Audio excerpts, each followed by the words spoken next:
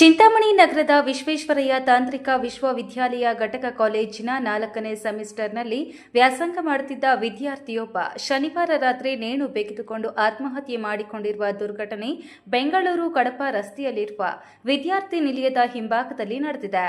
ಕಾಲೇಜಿನಲ್ಲಿ electronics and ಕಮ್ಯುನಿಕೇಷನ್ನ 4ನೇ ಸೆಮಿಸ್ಟರ್ನ 20 ವರ್ಷದ ರಾಕೇಶ್ ಆತ್ಮಹತ್ಯೆಗೆ ಶರಣಾಗಿರುವ ವಿದ್ಯಾರ್ಥಿ ಮೈಸೂರು ನಗರದ ಹೆಬ್ಬಾಳದ ನಿವಾಸಿಯಾಗಿದ್ದಾನೆ. ನಗರದ ಹೊರವಲಯದ ಬೆಂಗಳೂರು ಕಡಪ ಹೆದ್ದಾರಿಯಲ್ಲಿ ಇರುವ ಶ್ರೀ ದೇವರಾಜ ಅರಸು ಹಿಂದುಳಿದ ವರ್ಗಗಳ ಮೆಟ್ರಿಕ್ ನಂತರ ಬಾಲಕರ ವಿದ್ಯಾರ್ಥಿ ನಿಲಯದಲ್ಲಿ ವಾಸವಿದ್ದನು. ಶನಿವಾರ ರಾತ್ರಿ ಊಟ ಮಾಡಿ ಮಲಗಿದ ನಂತರ ವಿದ್ಯಾರ್ಥಿ ನಿಲಯದಿಂದ ಹೊರಗಡೆ ಹೋಗಿ ಹಿಂಭಾಗದಲ್ಲಿ ಇರುವ ಮರಕ್ಕೆ ನೇಣು ಬಿಗಿದುಕೊಂಡು ಆತ್ಮಹತ್ಯೆ ಮಾಡಿಕೊಂಡಿದ್ದಾರೆ ಎನ್ನಲಾಗಿದೆ. ಭಾನುವಾರ ಬೆಳಿಗ್ಗೆ ತಿಂಡಿ ತಿಂದ ವಿದ್ಯಾರ್ಥಿಗಳು ಕಾಲೇಜಿಗೆ ರಜೆ ದಿನವಾಗಿದ್ದರಿಂದ ಕ್ರಿಕೆಟ್ ಆಟವಾಡಲು ವಿದ್ಯಾರ್ಥಿ ನಿಲಯದ ಹಿಂಭಾಗಕ್ಕೆ ಹೋದಾಗ ಶವ ಮರದಲ್ಲಿ ನೇತಾಡುತ್ತಿರುವುದನ್ನು ಕಂಡು ವಾರ್ಡನ್ ಮೆಹಬೂಬ್ ಪಾಷಾಗೆ ಮಾಹಿತಿ ನೀಡಿದ್ದಾರೆ. ವಾರ್ಡನ್ ಕೂಡಲೇ ಪೊಲೀಸರಿಗೆ ಸುದ್ದಿ ಮುಟ್ಟಿಸಿದ್ದಾರೆ. ಗ್ರಾಮಾಂತರ ಪೊಲೀಸ್ ಠಾಣೆಯ ಇನ್ಸ್ಪೆಕ್ಟರ್ ಶಿವರಾಜ್ ಮತ್ತು ತಂಡ ಭೇಟಿ ನೀಡಿ ಪರಿಶೀಲಿಸಿ ಮೃತದೇಹವನ್ನು ಮರಣೋತ್ತರ ಪರೀಕ್ಷೆಗಾಗಿ ನಗರದ ಸರ್ಕಾರಿ ಆಸ್ಪತ್ರೆಗೆ ರವಾನಿಸಿದ್ದಾರೆ. ಆತ್ಮಹತ್ಯೆಗೆ ನಿಖರವಾದ ಕಾರಣ ಏನೆಂದು ಇನ್ನೂ ತಿಳಿದು ಬಂದಿಲ್ಲ. ಪರೀಕ್ಷೆಯ ಒತ್ತಡ, ವೈಯಕ್ತಿಕ ಸಮಸ್ಯೆ ಅಥವಾ ಬೇರೇನಾದರೂ ಕಾರಣವಿದೆಯೇ ಎಂಬ ಕೋನದಲ್ಲಿ ಪೊಲೀಸರು ತನಿಖೆ ಕೈಗೊಂಡಿದ್ದಾರೆ.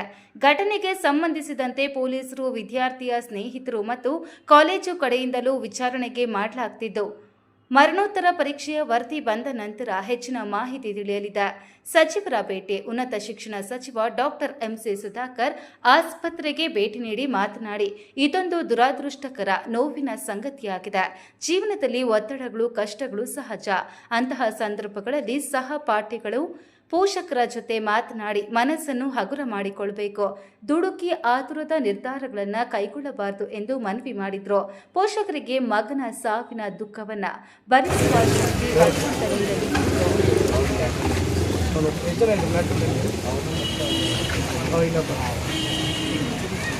ಭಗವಂತನಿಂದಲೇ ಎಕ್ಸ್ಪ್ರೆಸ್ ಮಾಡಿಲ್ವಾ? ನೀವು ಹಾಸ್ಟೆಲ್ ಇದ್ದೀರಾ? ಯಾವ ನಿಮ್ಮದು?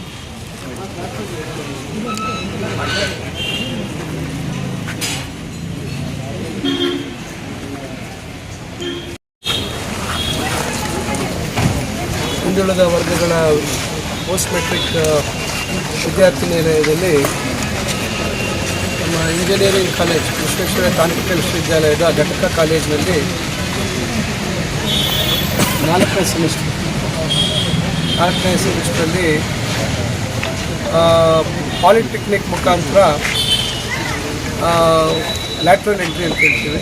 ಆ ಲ್ಯಾಟ್ರಲ್ ಎಂಟ್ರಿ ಮುಖಾಂತರ ಎಲೆಕ್ಟ್ರಾನಿಕ್ಸ್ ಆ್ಯಂಡ್ ಕಮ್ಯುನಿಕೇಷನ್ಸ್ ವಿಭಾಗದಲ್ಲಿ ವ್ಯಾಸಂಗ ಮಾಡ್ತಿದ್ದಂಥ ವಿದ್ಯಾರ್ಥಿ ರಾಕೇಶ್ ಅವರು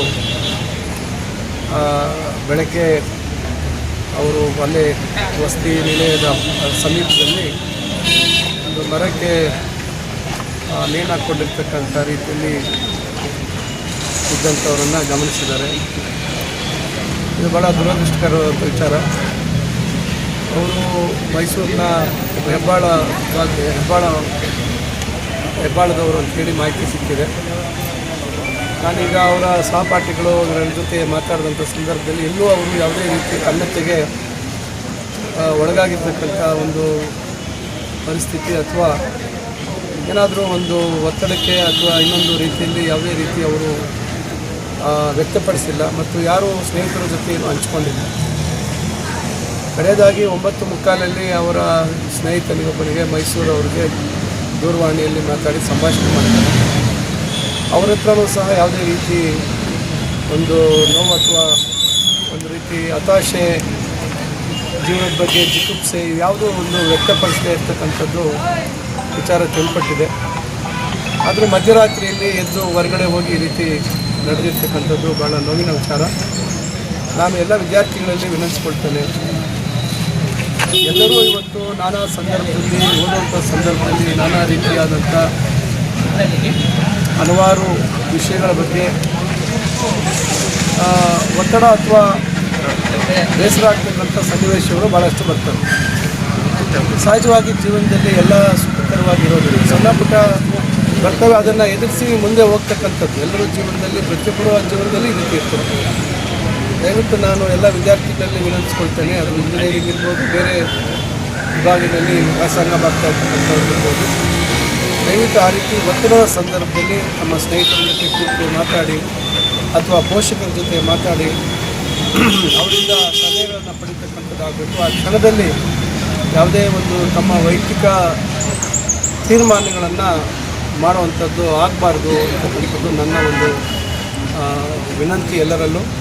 ಇದು ಭಾಳ ನೋವಿನ ವಿಚಾರ. ಈಗ ಅವರ ಪೋಷಕರು ಬರ್ತಾ ಇದ್ದಾರೆ. ಬಹುಶಃ ಅವರಿಗೆ ಇಬ್ಬರು ಮಕ್ಕಳು ಅಂತ ಕಾಣ್ತದೆ, ಒಂದು ಹೆಣ್ಮಗಳು, ಒಂದು ಗಂಡು ಹುಡುಗ. ಪಾಪ ಅವರು ಇವತ್ತು ಅವರ ಒಬ್ಬ ಮಗನನ್ನು ಕಳ್ಕೊಂಡಿದ್ದಾರೆ.